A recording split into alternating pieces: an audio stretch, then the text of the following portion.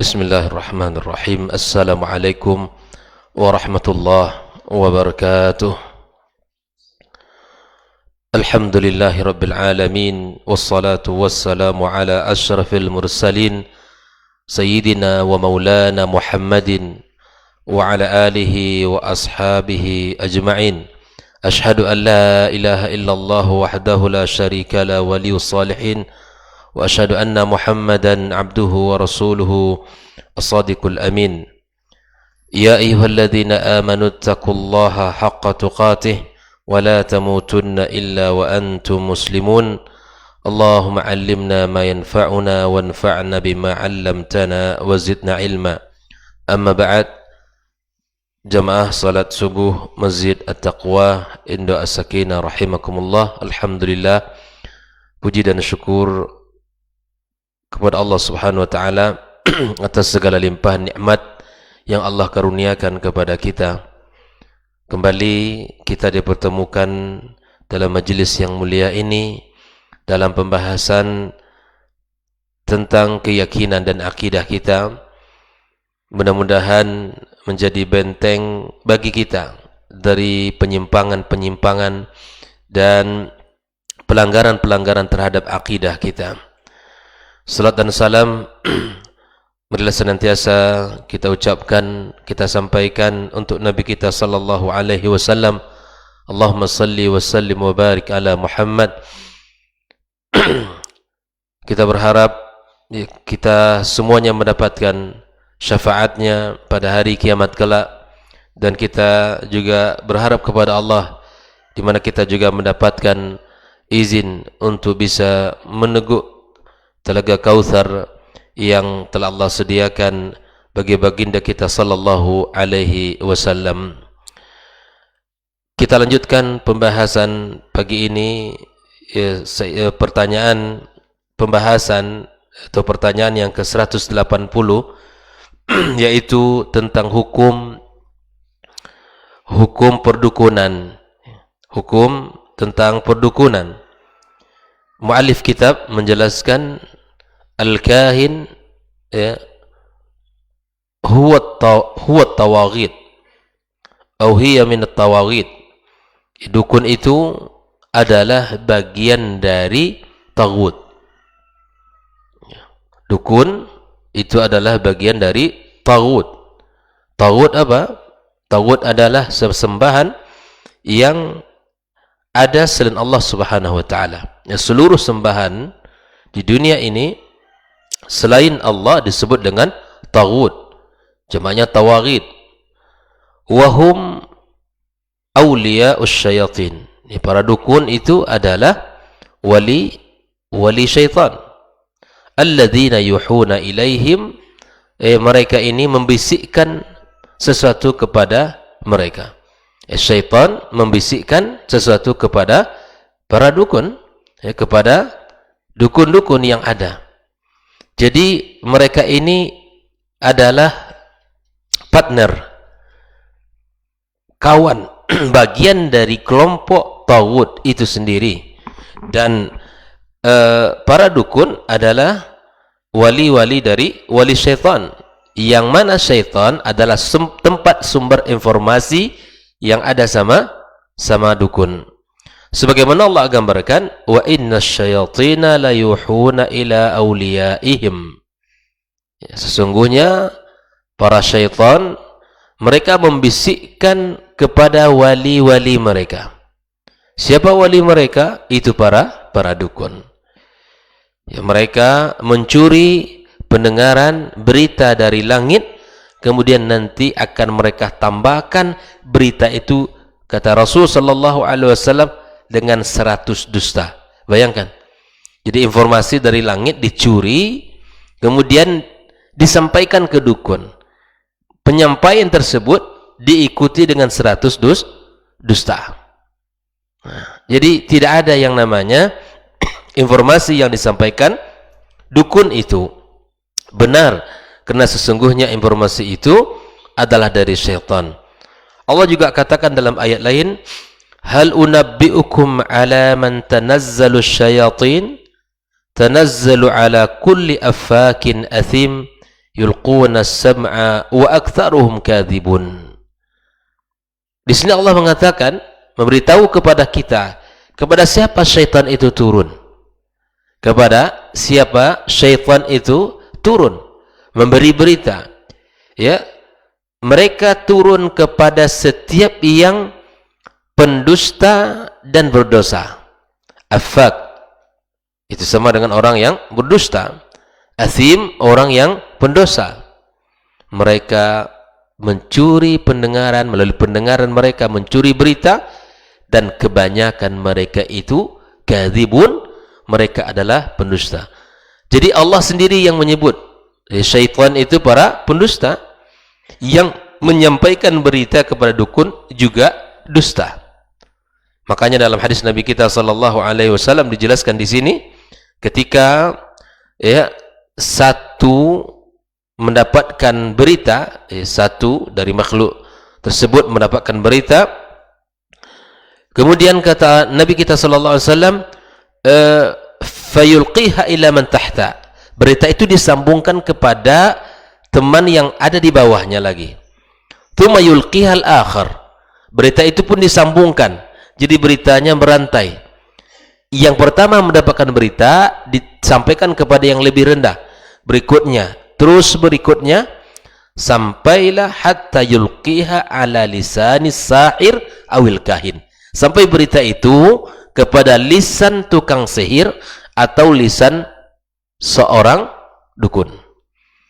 Jadi kalau ada dukun yang meramal begini begitu, itu semuanya dusta itu. Dan tidak ada satupun orang yang mengetahui tentang hal yang gaib. Tidak ada. Kalaupun ada orang yang menyampaikan seperti itu, sudah jelas itu adalah bagian dari pekerjaan dukun, tinggalkan. Nah, beginilah nanti setelah tukang sihir tahu, kemudian seorang dukun juga sudah tahu, barulah mereka nanti menyampaikan berita disertai dengan 100 kebohongan dengan berita yang disampaikan itu. Wa min dzalika al-khat bil ardi alladhi yusammunahu darb ar-ramal wa kadha at-turuq bil hasa wa nahwu, dan seterusnya.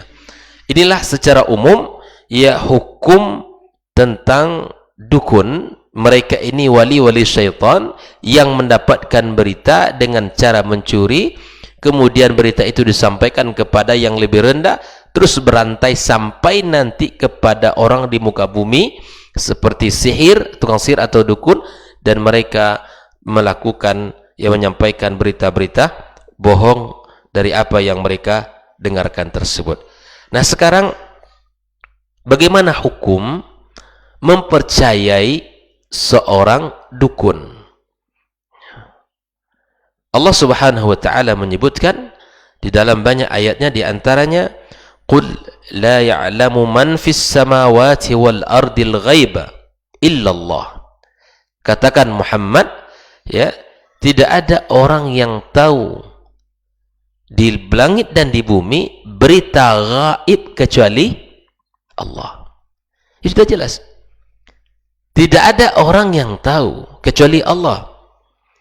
Allah juga mengatakan wa indahu mafatihul ghaib la ya'lamuha illahu. Allah memiliki kunci-kunci gaib. Di sisinya kunci-kunci gaib, yang gaib tidak mengetahui satupun tentang hal itu kecuali Allah. Tidak ada. Allah juga katakan am indahumul ghaib fahum yaktubun. Ayat lain juga Allah katakan indahu ilmul ghaibi fahuwa yara. Apakah mereka mengetahui ilmu tentang gaib itu sehingga mereka bisa melihat? Coba lihat. Ini semuanya adalah sebuah pertanyaan yang tidak perlu jawaban. Karena tidak ada satupun yang tahu tentang gaib. Allah katakan wallahu ya'lamu wa antum la ta'lamun. Allah yang maha mengetahui dan kalian tidak mengetahui satu apapun. Nah, inilah ayat-ayat yang menunjukkan betapa dukun itu tidak mengetahui apapun yang gaib. Sebagaimana Allah bantah di dalam ayat-ayat ini.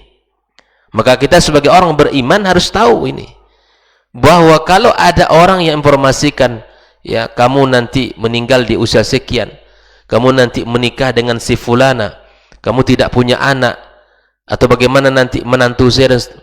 Kalau ada orang yang mengatakan begini, maka yakini itu adalah perbuatan dukun dan wajib ditinggalkan. Karena kata Rasul sallallahu alaihi wasallam, tolong dihafal hadis ini baik-baik, dicatat baik-baik. Wa qala an-nabi sallallahu alaihi wasallam, man ata 'arrafan aw kahinan fasaddaqahu bima yaqul faqad kafara bima anzala ala Muhammadin sallallahu alaihi wasallam. Barang siapa yang mendatangi peramal atau dukun dan membenarkan apa yang diucapkan oleh mereka, maka sungguh dia telah kafir terhadap apa yang diturunkan kepada Rasulullah sallallahu alaihi wasallam. Jadi tukang ramal, ya, dukun menyebutkan sesuatu, maka jangan dipercayai. Kalau dipercayai, maka sungguh telah kafir, ya, kufur terhadap apa yang diturunkan Allah kepada Rasulullah sallallahu alaihi wasallam. Hadis sahih diriwayatkan Abu Dawud dalam kitab Sunan, Ahmad dalam kitab Musnad, Al-Hakim dalam Al-Mustadraknya. Hadis lain Rasulullah sallallahu alaihi wasallam bersabda, man ata arrafan, barang siapa yang datang ke tukang ramal, ya, fasa'alahu an syai'in, dia bertanya kepadanya tentang sesuatu, fasaddaqahu, kemudian dia membenarkan, mempercayainya, lam tuqbal lahu salatan arba'ina yauman, tidak diterima salatnya selama 40 hari. Coba lihat, orang-orang yang datang kepada peramal sangat fatal, Pak. 40 hari Anda salat tidak diterima Allah itu. Jauhilah hal-hal seperti ini. Kalau kita misalnya sakit anak, ya sudah, obati ikhtiar atau diruqyah dengan cara ruqyah syar'iyah, atau diobati dengan cara medis, pergi ke ahlinya. Kemudian kalau ada usaha yang bukan, yang awalnya jalan, kemudian tiba-tiba usahanya kurang berkembang, ya, tidak usah kita mencurigai banyak orang. Tidak usah kita curigai banyak orang. Ya, lakukan evaluasi, barangkali ada hal yang salah dalam manajemen dan lain sebagainya. Mungkin masalah kebersihan, mungkin masalah pelayanan dan seterusnya. Orang menjadi tidak berkesan untuk datang ke situ. Dan biasanya orang-orang, misalnya para pedagang nasi, atau ya misalnya restoran, ataupun orang-orang yang pedagang misalnya, secara umum kalau mereka ini dalam diri mereka, baik itu berdagang, membuka restoran ataupun kedai ataupun toko, kalau diri mereka itu melakukan hal yang seperti ini dengan menggunakan pelaris misalnya, mereka juga akan sangat mudah diserang oleh lawan orang-orang yang tidak suka kepadanya. Jadi biasanya yang menjadi korban begitu itu adalah mereka yang memulai dulu. Paham ya? Orang-orang yang dirinya memang melakukan hal seperti itu akan sangat mudah, ya, usahanya juga akan, ya, dibenci dan disihir atau dikirimkan sesuatu oleh lawannya. Tapi bagi mereka yang akidahnya benar, keyakinannya kuat kepada Allah, ya, ibadahnya benar, yakin kalau rezeki itu dari Allah, yakin kalau Allah sudah menjamin setiap orang, maka dia nyaman dan tidak perlu melakukan sesuatu yang menyelisihi daripada akidah itu. Oleh itu kaum muslimin rahimakumullah, inilah dua hadis. Yang kedua hadisnya sahih, ya, hadis yang terakhir riwayat Imam Muslim dalam kitab sahihnya, Ahmad dalam kitab Musnad, bahwa orang-orang yang mendatangi peramal dan dukun atau dukun, ya, kemudian mereka membenarkan, maka sungguh mereka telah kafir dan tidak diterima ibadah salatnya selama 40 hari. Kaum muslimin rahimakumullah. Berikutnya pertanyaan yang ke-182, ma hukmut tanjim, ya hukum perbintangan. Ilmu tentang perbintangan ini para ulama membagi kepada dua. Yang pertama, ya, yang disebut oleh para ulama dengan ta'thir, ilmu perbintangan yang diyakini memberikan pengaruh terhadap apa yang ada di bumi berdasarkan ramalan atau bentuk kondisi bintang di langit. Ini haram. Nah, ini tidak dibenarkan.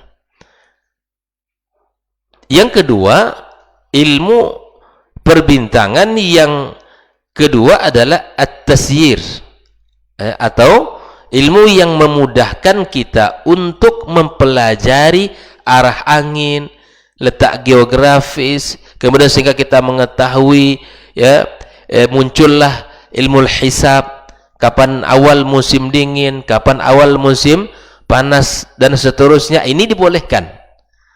Tapi ilmu tanjim yang meyakini bahwa bintang itu memberikan pengaruh, hujan turun tadi malam karena bintang seperti ini, ini tidak boleh. Ilmu perbintangan yang tidak dibenarkan. Tapi kemudian ilmu perbintangan yang dimaksud untuk memudahkan kita untuk mengetahui arah angin, mengetahui kemudian banyak hal yang tidak ada kaitan dengan pengaruh keadaan bintang di langit, tidak kita yakini ada pengaruh terhadap yang di bumi ini, maka ini dibolehkan. Nah, yang kita bahas pagi ini adalah hukum perbintangan. Yang pertama, ya, adalah yang disebutkan oleh Allah tabaraka wa taala, wa huwa alladhi ja'ala lakumun nujuma litahtadu biha fi dhulumatil barri wal bahr. Dialah Allah yang telah menjadikan bagi kalian, ya, bintang-bintang, ya, sebagai petunjuk bagi kalian dalam kegelapan di darat dan di laut. Ini Allah jadikan bintang itu sudah jelas fungsinya. Kemudian Allah juga katakan, ya, walaqad zayyana as-samaa'a ad-dunya bimasabiha wa ja'alnaha rujuman lisyayatin. Yang kedua adalah sebagai perhiasan, kemudian Allah juga jadikan sebagai rujuman lisyayatin, ya, untuk melempar syaitan. Kemudian Allah juga katakan, ya, di dalam ayat yang lain, dalam bab ini, tentang di mana Allah Subhanahu wa taala menciptakan bintang, ya, musakharat, ya, dia tunduk berjalan sesuai dengan perintah Allah Subhanahu wa taala. Nah, inilah 3 ayat yang mana Allah sebutkan, ya, fungsi bintang secara umum. Yang pertama adalah untuk petunjuk bagi kita dalam kegelapan malam, baik itu ketika di darat maupun ketika di laut. Yang kedua adalah sebagai perhiasan bagi langit. Yang ketiga adalah rujuman lisyayatin, untuk pelempar syaitan yang mencoba untuk mencuri-curi berita dari langit. Nabi sallallahu alaihi wasallam mengatakan, man iqtabasa syu'batan minan nujum faqad iqtabasa syu'batan minas sihir zada mazada. Kata Rasul, ini hukum tentang mempelajari ilmu perbintangan. Orang yang mempelajari satu cabang daripada cabang ilmu perbintangan, maka sungguh dia telah mempelajari cabang ilmu dari cabang sihir. Jadi ilmu perbintangan itu bagian daripada sihir, bagian daripada ramal, bagian daripada, ya, dukun, pekerjaan dukun. Ini saling terikat, Nah, hal-hal yang seperti ini patut untuk kita perhatikan. Kata Rasulullah, zada mazad, bertambah dosanya jika dia semakin bertambah ilmunya di situ. Enggak, seharusnya bertambah ilmu, bertambah banyak pahala. Kalau kita dalami terus ilmu perbintangan yang seperti ini, maka semakin bertambah banyak ilmunya, semakin bertambah banyak dosanya. Bayangkan itu. Di hal seperti ini ilmu termasuk ilmu yang tidak bermanfaat untuk dipelajari. Ya, termasuk ilmu yang tidak bermanfaat untuk dipelajari. Tidak menambah keimanan kita, bahkan menafikan akidah dan tauhid kita. Bahkan sebagian para ulama di antaranya Syekhul Islam Ibnu Taimiyah menyebutkan ilmu perbintangan termasuk ilmu yang menghapuskan akidah kita, menghilangkan akidah kita.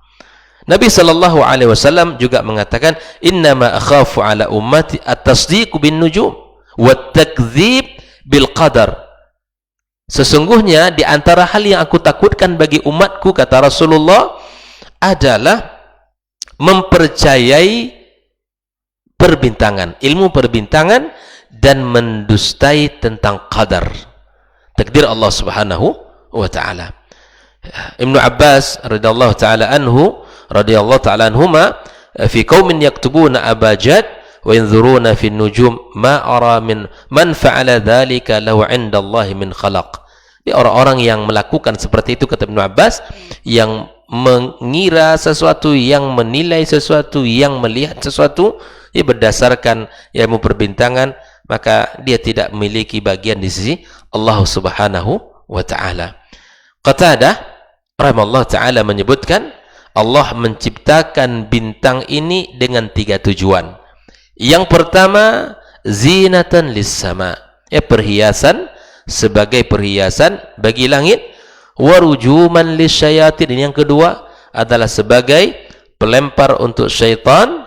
Yang ketiga adalah sebagai tanda petunjuk bagi orang yang ada di kegelapan malam, baik itu di darat maupun di dalam lautan.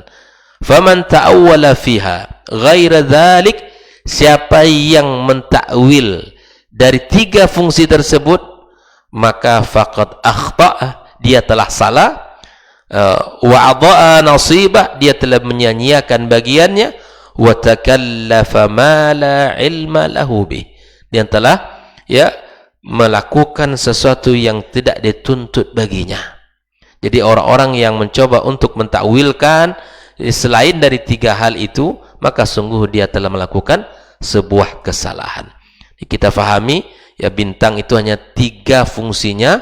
Sebagai perhiasan, lihatlah di malam hari bagaimana indahnya langit dengan adanya bintang-bintang. Kemudian dia sebagai alamat, sebagai petunjuk bagi orang-orang yang membutuhkan arah. Dengan bintang dia akan bisa melihat arah yang benar dan yang akan dituju. Kemudian yang terakhir adalah sebagai pelempar syaitan yang datang mencuri-curi berita dari langit. Selain dari ini, kita tidak tuntut untuk mentakwilkan, memahami fungsinya, karena Allah sendiri yang menyebutkan fungsi-fungsi bintang di dalam Al-Quranul Karim. Inilah pembahasan kita bagi ini. Hukum perdukunan dilarang karena dia bagian daripada tawaghit, bagian daripada taghut.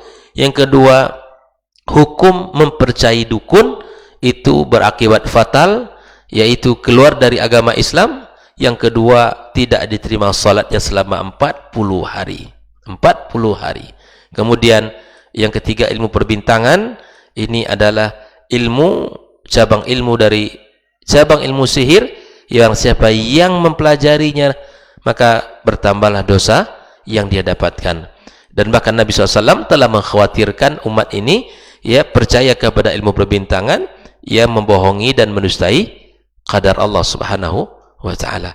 Maka jika ada sesuatu seperti yang kita sampaikan pada bagian pertemuan pagi kemarin, ada sesuatu yang kita hajatkan, yang kita inginkan, yang kita minta kepada Allah, lakukan istikharah, lakukan salat, minta kepada Allah petunjuk agar Allah bimbing dalam pilihan kita, agar Allah bimbing dalam keinginan kita. Allah berikan taufik dan kemudahan, karena itulah jalan seorang muslim, tak ada jalan yang lain. Kalau kita meniti jalan yang benar, kita aman. Kalau kita meniti jalan yang salah, kita akan senantiasa resah, gundah, dan kita banyak memiliki pikiran-pikiran yang tidak benar. Secara kejiwaan tidak akan tenang, hati apalagi. Kemudian efek dari hal yang seperti itu tidak akan mendatangkan keberkahan dalam diri dan keluarga kita. Dengan kembalinya kepada tauhid yang benar, kita akan mendapatkan banyak keberkahan. Dengan melangkahkan kaki kita kepada akidah yang salah, maka akan banyak kekacauan dalam kehidupan kita. Maka kembalilah kita kepada panduan Al-Quran dan Sunnah, dan ambillah ilmu dari keduanya, karena itu adalah ilmu yang murni, asli, ya tidak memiliki sedikit pun kesalahan, maka dengan itulah jaminan keselamatan bagi kita. Wallahu ta'ala alam. Subhanakallahumma bihamdik, asyhadu an la ilaha illa anta, astaghfiruka wa natubu ilaik. Wassalamualaikum warahmatullahi wabarakatuh. Orang yang keluar dari rumahnya menuju rumah Allah untuk menuntut ilmu syar'i, maka sungguh dia sedang berjalan di jalan ilmu, dan itu akan memudahkannya untuk menuju surga Allah Subhanahu wa taala. Man salaka tariqan yatlubu fihi ilman, salakallahu bihi tariqan min turuqil jannah. Barang siapa yang menempuh sebuah jalan yang ditempuhnya adalah jalan menuntut ilmu, maka Allah akan mudahkan jalannya untuk menuju surga Allah Subhanahu wa taala. Orang yang berangkat ke masjid untuk menuntut ilmu syar'i dianggap sebagai jihad fi sabilillah.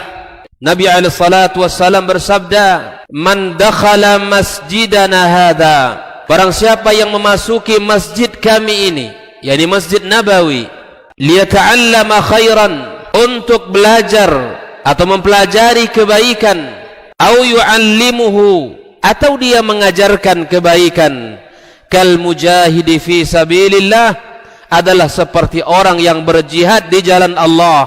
Mudah-mudahan kehadiran kita di rumah Allah yang mulia ini, tujuan kita hanya satu, untuk mencari ridha Allah tabaraka wa taala. Mudah-mudahan ilmu yang kita pelajari, ilmu yang memberikan keberkahan, yang menerangkan jalan kita dan senantiasa menjaga kita di jalan Allah Subhanahu wa taala.